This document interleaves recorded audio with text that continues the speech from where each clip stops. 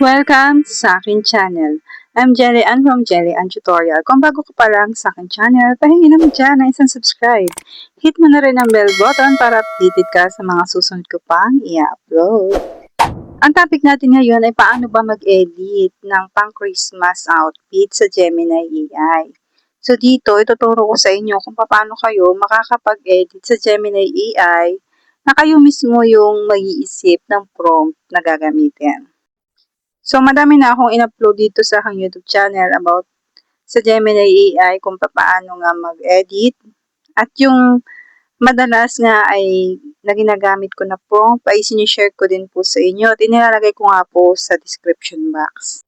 Para po yun ay makopy ninyo at makapag-generate din po kayo ng ganoong picture. Pero dito po sa aking video na ito ay ituturo ko po sa inyo kung paano nga kayo mag-generate kahit hindi po kayo mag-copy sa akin ng prompt. So, kayang-kaya nyo na yan. Basta ituturo ko sa inyo to. Pero kung halimbawa naman nga na meron kayong gustong gayahin na picture, tapos hindi nyo alam yung prompt na ginamit, ay pwede nyo po siyang i-screenshot or i-save sa inyong cellphone. Tapos panoodin nyo yung video ko na ito. Ayan. Para makagawa kayo ng sarili nyong prompt. Dalawa yan. Ang isa ay sa Gemini AI, yung isa naman ay sa CC. Pwede kayong bumisita sa aking YouTube channel at panoodin nyo kung paano nga gumawa ng sariling prompt. So ito na, simulan na natin pagkatapos ng intro.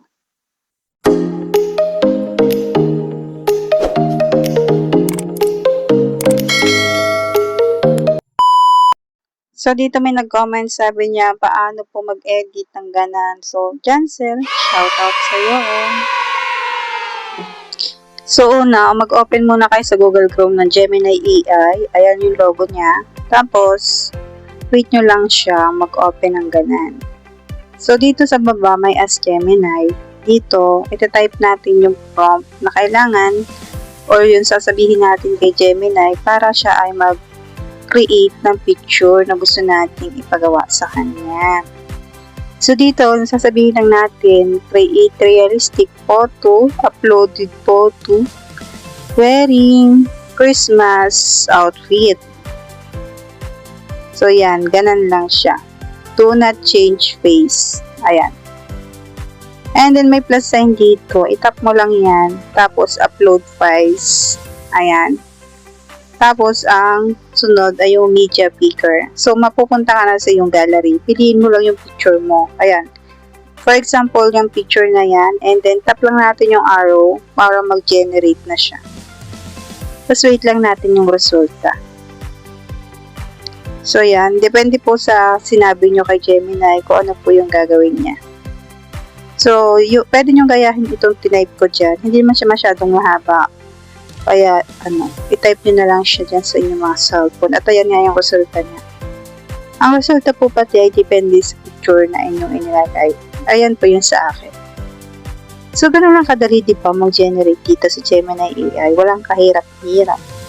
Basta alam mo yung sasabihin mo. Pwede naman ditong Tagalog. Try nyo Tagalog at na-effective naman siya. Nag-generate naman siya kahit Tagalog at sabihin nyo. For example naman sa family picture. Ayan. So, ito yung family picture. Ito yung lalagay kong prompt.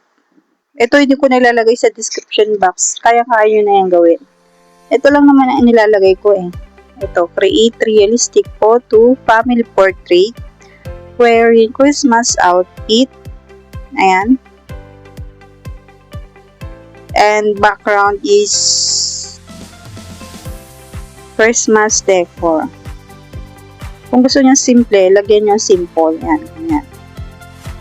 Do not change face and hair. Kung ayaw niyo baguhin yung inyong mukha at saka buhok, ayan lang ang ilagay niyo. Kung may gusto pa kayo idagdag or baguhin, pwede naman. At pwede rin nyo naman yung gayahin, yung mga itinatype ko dyan. So yan, madali lang naman siya at maiksi lang naman. Kayang-kaya nyo nang i-type yan sa inyong mga cellphone. At pindutin na nga natin yung plus sign, upload files at media picker para mapunta na tayo sa ating album. So, dito ang kagandahan kay Gemini AI. For example, hindi kayo magkakasama sa picture. Ayan, family picture kami dyan. Ako asawa ko, anak ko. Pero iba-ibang picture yan. For example nga, hindi kayo magkakasama. Si Gemini AI na ang bahala dyan. So, itap lang natin itong arrow sa baba. Ayan. Para mag-generate yan. At dito, sa resulta na to, ay magiging magkakasama kayo sa picture. So, mas maganda itong gawin sa mga broken family, sa mayroon ng mahal sa buhay na mayapan na, pero gusto nung buo pa rin sila sa picture. Pwede itong gawin. Ayan, basta may picture lang kayo nung tao na yun para maisama dito sa picture na ito. So, ayan siya, ganun lang siya. Diba? Simple lang. For example, ayaw nyo ng damit nyo. So, yung kulay ng damit nyo ayaw nyo, for example. Pwede nyo siyang baguhin din. Maganda dito sa Gemini AI. Kahit anong pwede mong gawin.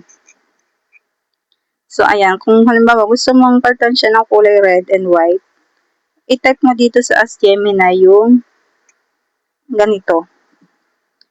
Change another outfit. Ayan.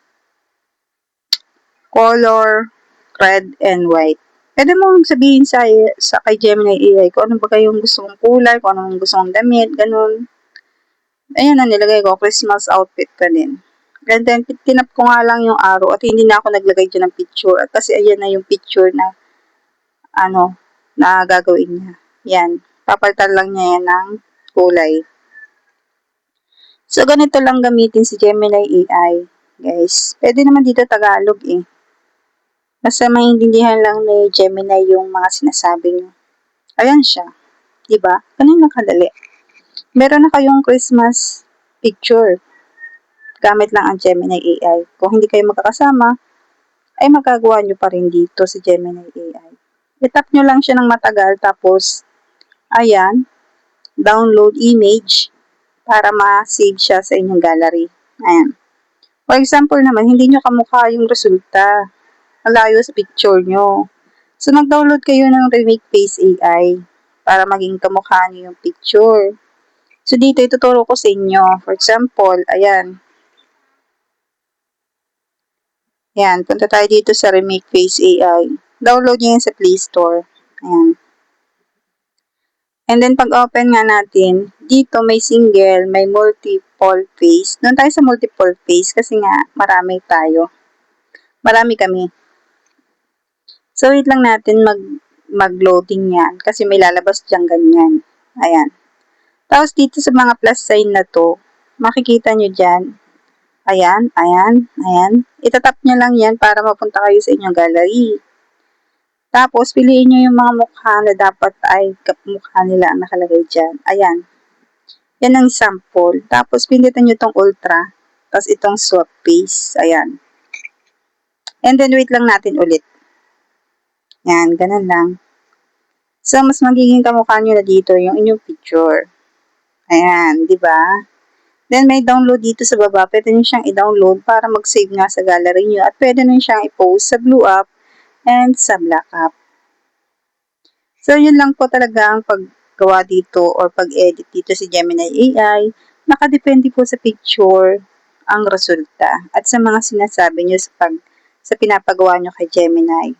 So, dito pala sa aking YouTube channel, ayan, nag-upload na ako ng about sa mga Gemini AI.